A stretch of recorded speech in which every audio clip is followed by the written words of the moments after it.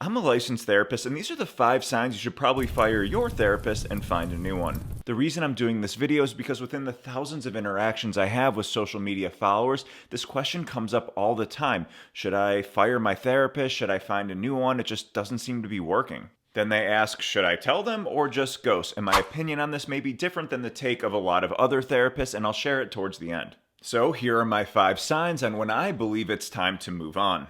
I can't say this enough that the number one predictor of success in therapy is the client's opinion on the connection between the client and therapist. So number one is, do you have a good connection?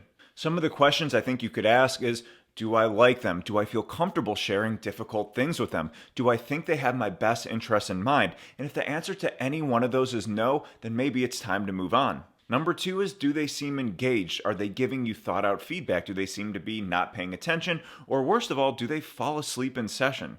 Hearing stories about therapists fall asleep in session, which happens more than I care to admit, absolutely horrifies me and makes me cringe beyond belief.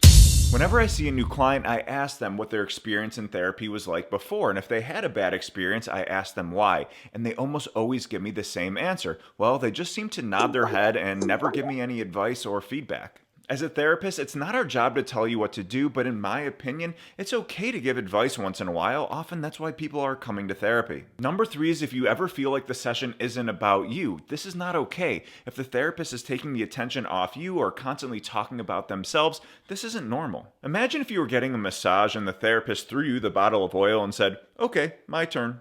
This is another one I'd put at a stage 5 cringe alert.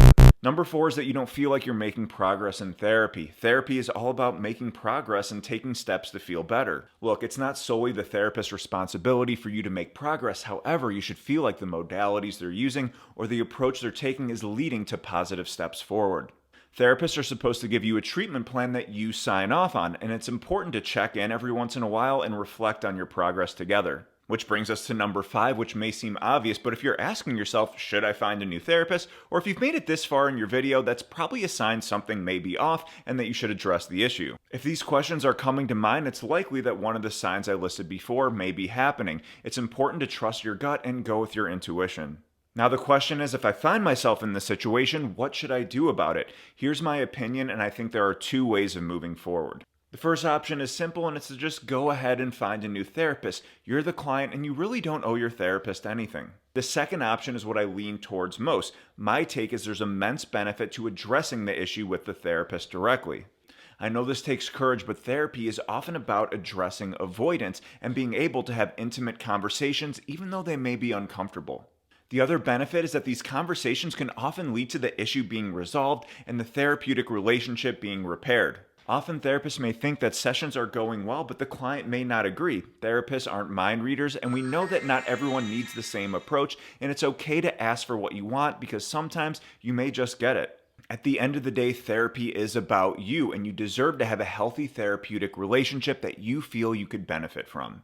I'd love for you to go to the comments and tell me if you agree with my signs. Maybe you have other ones, and I'd love to hear your experience. Also, be sure to like and subscribe if you like mental health and addiction content like this.